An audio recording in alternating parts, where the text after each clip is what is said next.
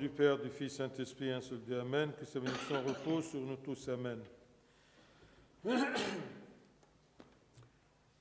Aujourd'hui, le texte de l'Évangile nous raconte à propos de cette guérison-là du paralytique.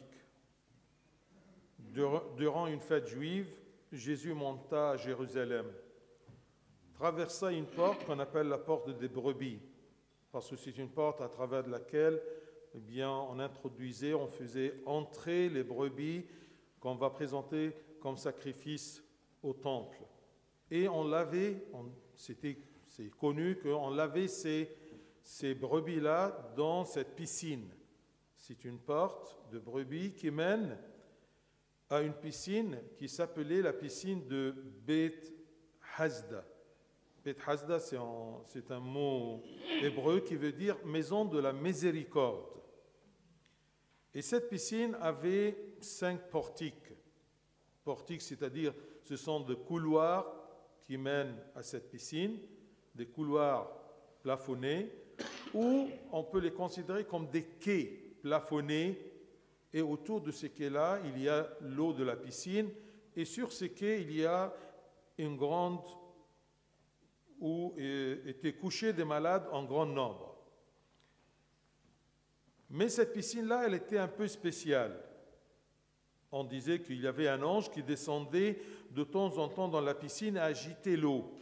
Et celui qui descendait le premier, après que l'eau avait été agitée, était guéri. Et vous pouvez remarquer dans le baptême, si vous êtes bien concentré, vous voyez que Abouna, qu'est-ce qu'il fait? Il met la main dans l'eau, mais guérison des péchés. Là se trouvait un homme paralysé. Et on remarque bien qu'il était paralysé depuis 38 ans. C'est long. Jésus est venu là spécialement pour cet homme, pour le guérir. Alors nous allons aborder 3 points essentiels. Première chose, que Jésus voit tout et sait tout. C'est écrit même, Jésus l'ayant vu coucher et sachant, c'est-à-dire personne ne lui a dit, mais il savait, sachant qu'il est malade depuis longtemps, lui dit, il commence à parler avec lui. Donc ne doute jamais de ceci, parce que même Saint Matthieu, selon Saint Matthieu, c'est écrit, car votre Père sait de quoi vous avez besoin, avant que vous le lui demandiez. Mais pourquoi il traîne? Il ne traîne pas. Mais à côté de ces versets qu'il connaît tout, il sait tout, tu dois te rappeler de ce verset aussi. Il y a temps pour tout, un temps pour toute chose sous les cieux. C'est dans les Ecclésiastes. Il y a un temps pour tout, un temps pour toute chose sous les cieux. Mais ce n'est pas toi qui précises ce temps-là. C'est Dieu, selon sa générosité, selon sa bonté, selon sa sagesse et selon son économie. C'est lui qui planifie toutes les circonstances. Donc il y a un temps opportun dans l'économie de Dieu. Et il sait tout. Il nous surveille, plutôt il nous observe, il nous protège. C'est écrit, ton Dieu prend soin, et sur lequel il parle à propos du pays où tu vis. Et puisqu'il prend soin de ce pays, sûrement il va prendre soin de toi. C'est un pays dont l'Éternel, ton Dieu, prend soin, et sur lequel l'Éternel, ton Dieu, a continuellement les yeux, du commencement à la fin de l'année. Donc, ce n'est pas simplement des visites du Seigneur. Considère-toi que tu es toujours sous les yeux de Dieu, durant toute l'année, dès le commencement jusqu'à la fin de l'année. Et il nous dit toujours, je serai avec toi, comme j'ai été avec Moïse, je ne te délaisserai point, je ne t'abandonnerai point. On doit avoir cette foi dans notre cœur, que Dieu nous voit, sait tout, et il connaît tout. Mais la façon de voir les choses est complètement différente aux yeux de Dieu qu'aux yeux des hommes. Nous, on voit quelqu'un qui est malade et Dieu l'a laissé, entre guillemets, d'après la considération de l'homme. Il l'a laissé 38 ans. Non. C'est écrit selon le livre de Samuel, l'Éternel ne considère pas ce que l'homme considère. Toi, tu as une façon de considérer, mais Dieu a une autre façon tout à fait différente. L'homme regarde à ce qui frappe les yeux, c'est-à-dire l'homme considère ce qu'il voit d'après sa façon de voir. Mais l'Éternel regarde au cœur.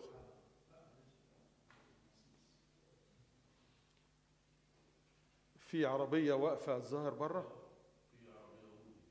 في عربية أودي لو مش بتاعتنا يا ريت تقولوا لهم مش بتاعتنا عشان كل مصيبة غلط يجونا وما بتقفش بتاعتنا فلو ما حد سايب عربية أودي برا استنى اللي في حد نازل من فوق.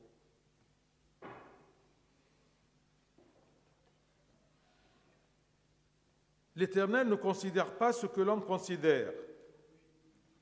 Pas de la même façon. L'homme regarde à ce qui frappe les yeux, ce qui lui frappe les yeux, il considère de cette façon-là. Mais l'Éternel regarde au cœur. Il est plus profond. Parce que c'est Dieu, c'est le Créateur. C'est écrit car l'Éternel sonde tous les cœurs et pénètre tous les desseins et toutes les pensées. Toi, tu ne peux pas connaître la pensée de l'autre. Mais Dieu, il sonde tous les cœurs. C'est écrit aussi, mais l'Éternel des armées est un juste juge qui sonde les reins et les cœurs. Je vous cite ces versets pour savoir comment Dieu considère les choses. Tous les gens voient ce paralytique-là, 38 ans qu'il est là. Et Dieu n'interfère pas, ne considère pas la douleur de cet homme. Non, il sait tout, il voit tout, mais il considère d'une autre façon. Il est juste juge qui sonde les reins et les cœurs. Les reins, c'est-à-dire les consciences. Et c'est écrit aussi à propos du corps de l'homme. Le cœur est tortué par-dessus tout et il est méchant. Le cœur de l'homme est méchant. Quand tu regardes à cet état-là de cet homme-là, tu seras plus doux que Dieu. Parfois, tu plains Dieu en lui disant, mais comment tu laisses? Ça ne te regarde pas. Est-ce que tu es plus doux que Dieu? Tu es plus miséricordieux que Dieu? Mais lui, il considère les choses d'une autre façon. Le cœur est tortué par-dessus tout et il est méchant. Qui peut le connaître? Moi, l'Éternel. J'éprouve le cœur, je sonde les reins pour rendre à chacun selon ses voies. C'est ça qu'on oublie en regardant les choses, en regardant même les choses qui me concernent.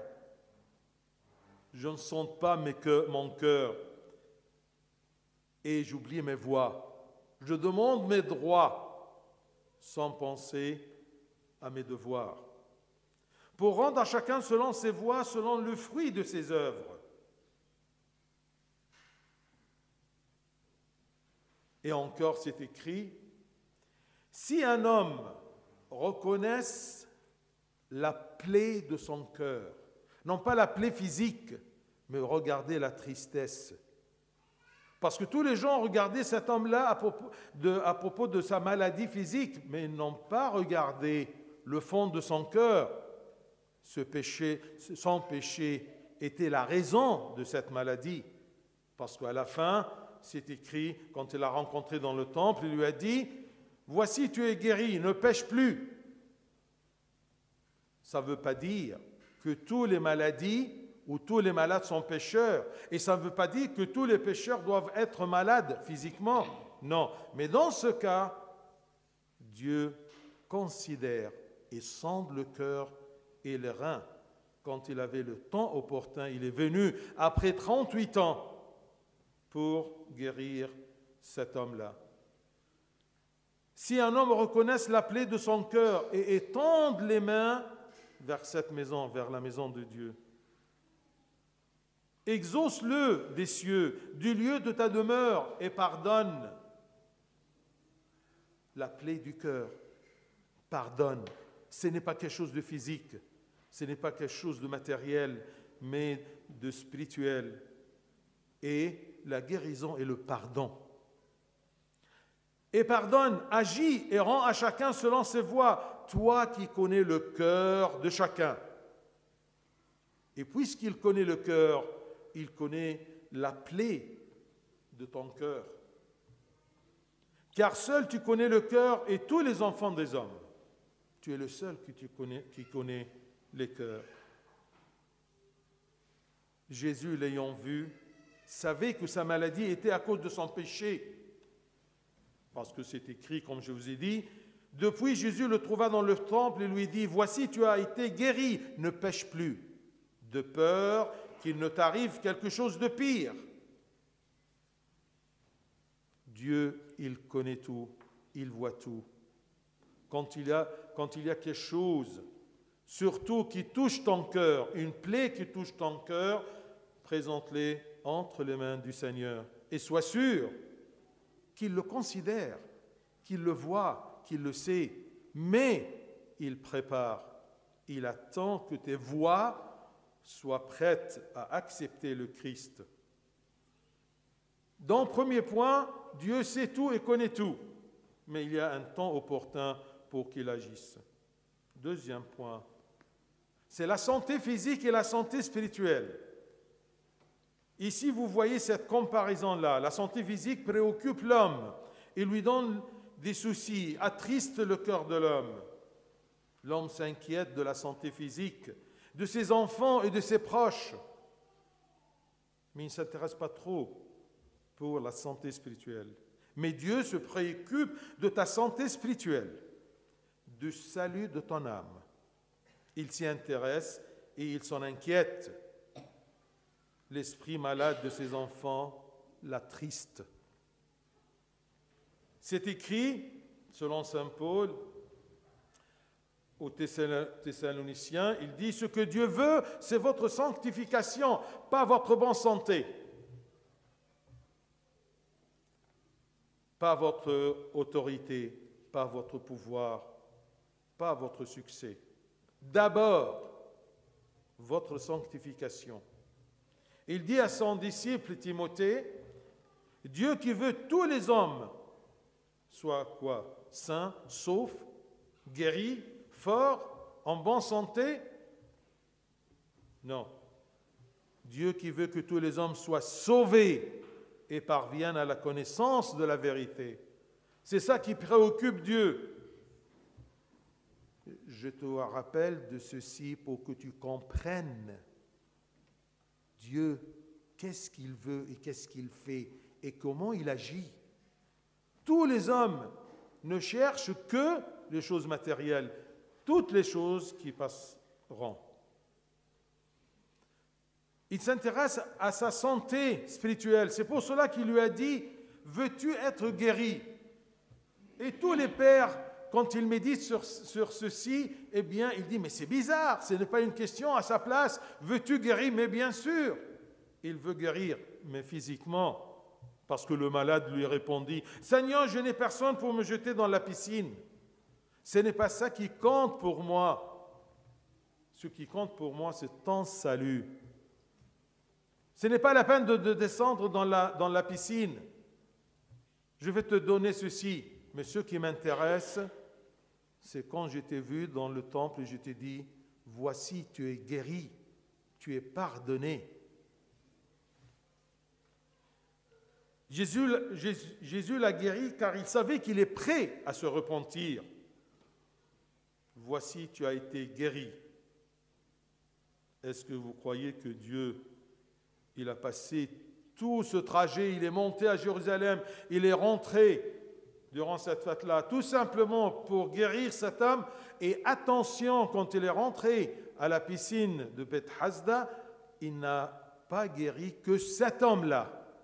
Il est venu principalement pour cet homme, pour le salut de cet homme, non pas pour la guérison. Et notez bien que, comme un père a dit, pas de salut hors de l'Église.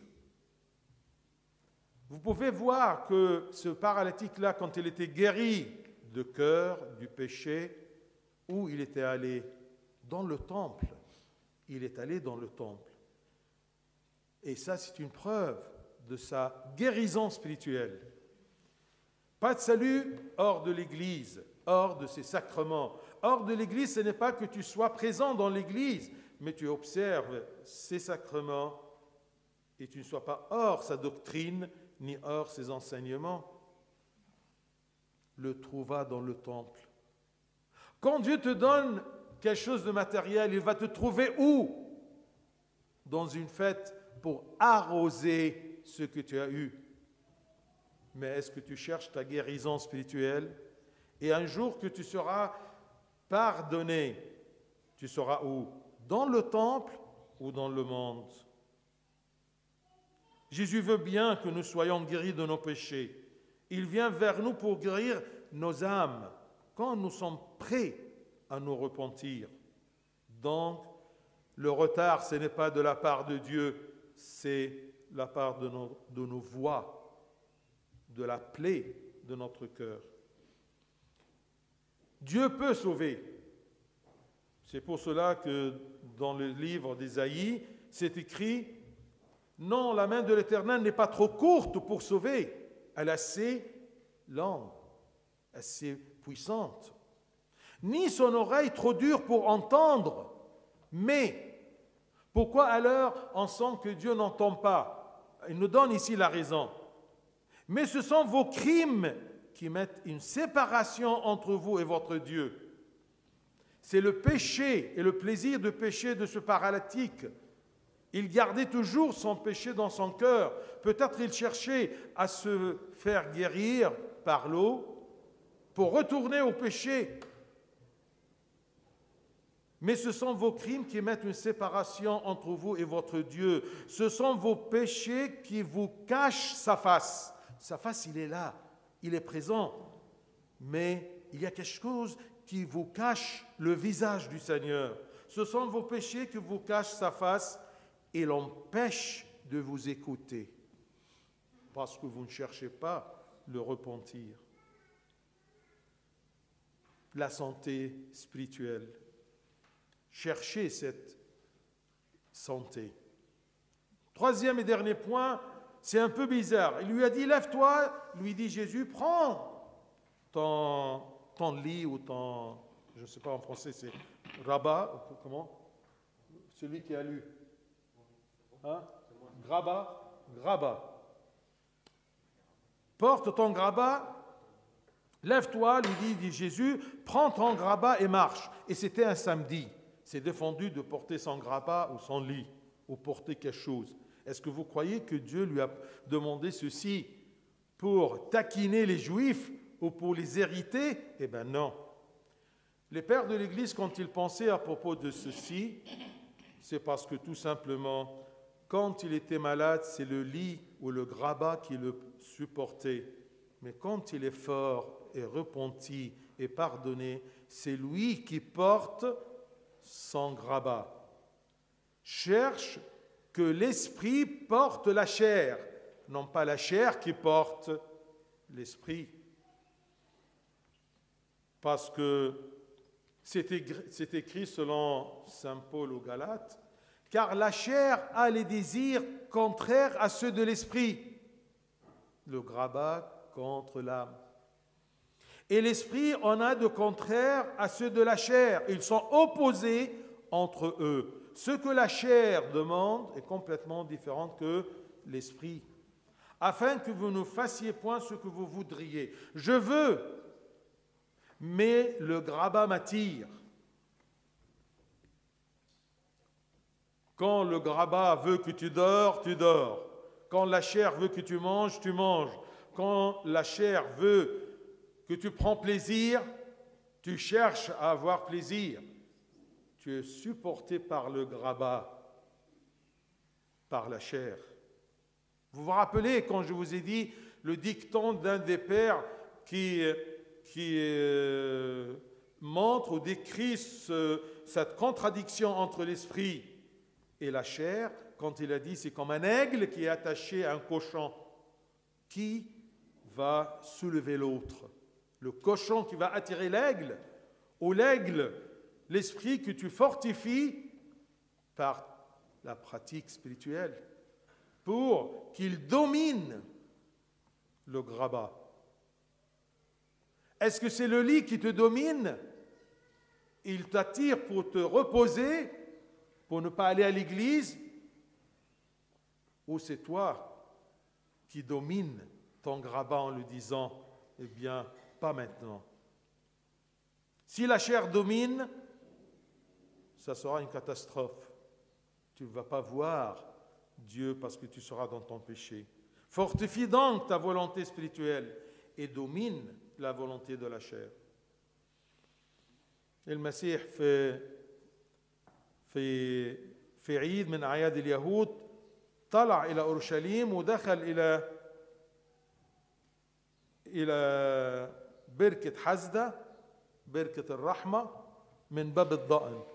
والبركة دي لها 5 أروقة، يعني مكان كده طرق طويلة فيها المرضى، وكانوا يعتقدوا إنه ملاك بينزل يحرك المية زي ما ابونا في المعمودية يحط ايده في المية ويحركها، وهو بيقول المزمور 150. ليه؟ عشان نتذكر دايما ان المية دي بعمل الروح القدس مية تعطي شفاء، بس شفاء للروح مش شفاء بس للجسد.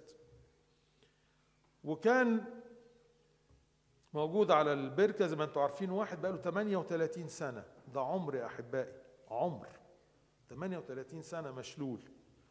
ولما بيترجموا الكلمة اليونانية يقولوا انه ده اكيد كان مشلول رباعي، يعني مش بس رجليه ولا نصه فيقدر يزحف، ده رباعي وليس له احد. وربنا يسوع المسيح جه مخصوص لهذا الشخص لانه ما شافاش حد تاني غيره. ضرب المشوار ده كله زي مشوار السامرية، دايما يبحث عن النفس. فهنشوف 3 نقط بسرعة. أول نقطة أن ربنا اعرف تماما أنه يرى كل شيء ويعلم كل شيء. كتب الوحي هذا رآه يسوع، ما حدش قال له بص، هو شايف. وعلم أنه له زمانا كثيرا، ما قالولوش لأن ما حدش عارف حد، يعني ده زيطة. لكن ليه ربنا سايبه المدة دي كلها؟ في متى 6 يقول لنا أباكم يعلم ما تحتاجون إليه قبل أن تسألوه. طب ما دام بتعلم يا رب ليه ما بتتدخلش؟ لكن أعرف زي ما مكتوب في سفر الجامعة لكل شيء زمان ولكل أمر تحت السماوات وقت. بس اللي بيحدد الوقت هو ربنا مش أنت. زي ما بقول لك دايما، مش ربنا اللي كسلان ولا مبطئ، أنت اللي مستعجل. عشان كده يقول لنا الكتاب عين الرب إلهك عليك دايما من أول السنة إلى آخرها. يعني مش بيجي لك كده زيارات يسأل عليك، لا، ده دايما طول السنة عينه عليك وعارف كل حاجة. ويقول لك كما كنت مع موسى سأكون معك، لا أهملك ولا أتركك، لا أهملك ولا أتركك. فقال الرب لصموئيل لأنه ليس كما ينظر الإنسان. ربنا ما بينظرش بنفس طريقة الإنسان، لأنه ليس كما ينظر الإنسان، لأن الإنسان ينظر إلى العينين، ينظر إلى ما تراه العينين. أنت شايف إيه بتحكم على اللي أنت شايفه، وأنت شايف حاجة ظاهرية ما تعرفش اللي جوه. وأما الرب فإنه ينظر إلى القلب. تطلب تطلب تطلب، والناس شايفة الراجل ده بقاله 38 سنة، لكن الله يعلم قلب هذا الشخص. لأن الرب يفحص جميع القلوب، دي في أخبار الأولى. لأن الرب يفحص جميع القلوب ويفهم كل تصورات الأفكار. عارف فكرك، عارف أنت بتفكر إزاي، عارف لو اداك طلبك المادي ده هتعمل بيه إيه. يمكن كان المفلوج ده لو شفية كان هيرجع للخطية. يعرف كل شيء. ينظر إلى القلب، يفهم كل تصورات الأفكار. فيا رب الجنود القاضي العادل فاحص الكلى والقلوب. الكلى يعني الضمائر. يبقى حط في قلبك اطمئنان ان الله ينظر ويعرف، مش يعرف بما تعرفه العيون، ولكن يفحص الكلى والقلوب. ويقول لنا كتاب عن القلب الإنسان وفكره: القلب أخدع من كل شيء. أخطر حاجة بتخدعك مش الناس اللي حواليك، قلبك أنت لما بيبتعد عن ربنا. القلب أخدع من كل شيء وهو نجيس، دايما يميل للنجاسة. من يعرفه؟ مين يعرفه؟ يرد ربنا يقول: أنا الرب فاحص القلب مختبر الكلى لأعطي كل واحد حسب طرقه. يعني يا رب لما تسيبه 38 سنة ده عدل منك؟ طبعا. طب ازاي؟ ده بالشغلك انت اللي هتفتش في قلب الله وفكر الله. لكن خليك واثق انه حسب ثمر اعمال الانسان يعطي الله ويكون حنونا. في كتاب الملوك: فكل صلاة وكل تضرع تكون من أي إنسان الذين يعرفون كل واحد ضربة قلبه. ربنا عارف ضربة قلب كل واحد، وكل واحد بيشتكي لربنا ضربة قلبه، وجع قلبه، حزن قلبه، فبيبسط يده إلى بيت ربنا. فاسمع أنت من السماء مكان سكناك، ونفذ واشفي، لا واغفر. لأن أكتر حاجة بتصيب قلب الإنسان بالحزن هي الخطية. فعشان كده لما يرفع إيده ويطلب: يا رب السماح من السماء من مكان سكناك، اغفر واعمل واعطي كل إنسان حسب كل طرقه كما تعرف قلبه. خلي بالك قلبك عريان أمام الله مهما خبيت، حتى لو خبيت على نفسك الله كاشف القلب، لأنك أنت وحدك يا رب قد عرفت قلوب كل بني البشر. مش ناس وناس، كل بني البشر.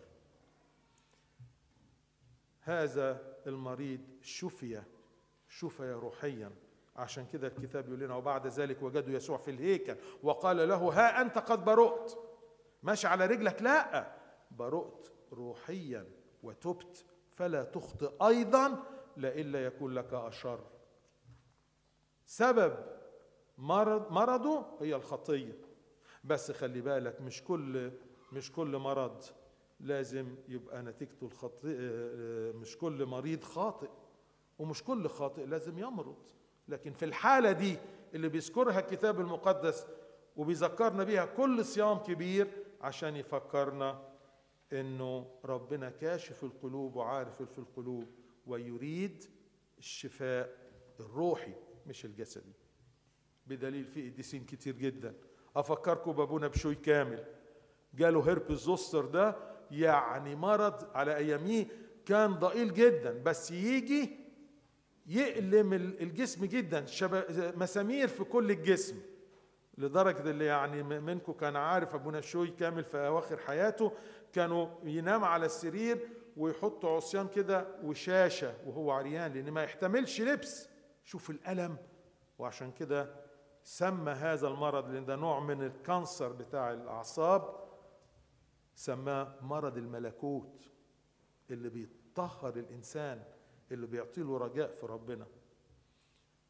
النقطة بقى التانية هي الصحة النفسية أو الصحة الروحية والصحة الجسدية، لأن هذه هي إرادة الله قداستكم. مش إنك تبقوا بصحة جيدة، كل ما تبقى بصحة جيدة بتغذي الجسد وبتخلي بالك من الجسد زيادة عن الروح، فما ينفعش، بتضعف وممكن تفضل 38 سنة وانت مشلول في طريق الله، ما انتش عارف تتقدم في طريق ربنا. ليه؟ لأنه واخد بالك من الجسد أو من الجسديات. الله هو الذي يريد أن جميع الناس يخلصون إلى معرفة الحق يقبلون، عارف كل حاجة وفحص القلوب، ويهتم بالصحة الروحية. وعشان كده قال له لما شافه في الهيكل: ها أنت قد برؤت فلا تخطئ أيضا. سبب مرض الخطية، ولا خلاص خارج الكنيسة. لقاه فين؟ لقاه في الهيكل. يا ترى انت لما ربنا بيديك حاجة حتى لو مادية هيلاقيك فين؟ في حفلة بتحتفل بالموضوع، ولا في الهيكل بتشكر ربنا وبتطلب منه التوبة؟ يد الله يا أحبائي لا تقصر عن أن تخلص، ولا تثقل أذن عن أن تسمع، بل أسامكم صارت فاصلة بينكم وبين إلهكم. ربنا شايف الشخص ده وعارفه من 38 سنة، شايفه كل سنة وكل يوم وكل دقيقة، ولكن آثامه صارت فاصلة بينه وبين إلهه. وخطاياكم سطرت وجهه عنكم حتى لا يسمع. هو موجود، لكن ليه انت شاعر انه ما بيسمعش؟ لانه بيني وبينه الخطايا. واخر حاجة نستعجب جدا لما نلاقي المسيح له المجد يقول له ايه؟ احمل سريرك وامضي. ويوم سبت هو ربنا عاوز يغيظ اليهود؟ لا، ولكن الاباء تأملوا دايما على حكاية احمل سريرك ده. السرير له سلطان علينا، عاوز يديك راحة وراحة للجسد، لكن انت المفروض اللي تحمل سريرك. لما تبقى مريض السرير هو اللي بيحملك، لكن لما بتبقى قوي بالمسيح انت اللي بتحمل سريرك، انت اللي بتحدد تنام ولا ما تنامش. زي بالظبط الجسد والروح. لما الجسد هو اللي شايلك، هو اللي حملك، يبقى لما الجسد عاوز ياكل هتاكل، يشرب هتشرب، عاوز يتلذذ هتتلذذ، تمام؟ عاوز يرتاح هترتاح، عاوز يكسلك هتكسل. لكن لما روحك تبقى قوية هتشد جسدك. زي الفكرة، تذكر دايما الآباء لما قالوا إنه عامل زي بالظبط النسر اللي مربوط في رجل خنزير. مين اللي هيشيل مين؟ روحك اللي بتقودك ولا جسدك اللي بيقودك؟ انت اللي بتقدر تشبع يا الروح يا الجسد. احبائي، احنا في الصوم دوت عاوزين نتعلم نبحث عن صحة قلبنا، لان الذي يحزن قلب الانسان فعلا هي الخطية. شوفوا الناس المتمتعين بالعالم، كثير منهم نهايتهم ايه؟ ينتحروا. ليه؟ لان العالم بكل ما فيه وكل ما نالوه لا يشبع القلب، لا يشفي القلب. ولكن اللي يفرح الانسان سون بونور زي ما بيقول هو انه يكون علاقته طيبة بالله، وانه يكون الجسد تحت سلطان الروح، عشان ربنا يعطينا نصيب في الملكوت. له المجد الدائم الى الابد، امين. جبنيوت اتخني في أول معرفته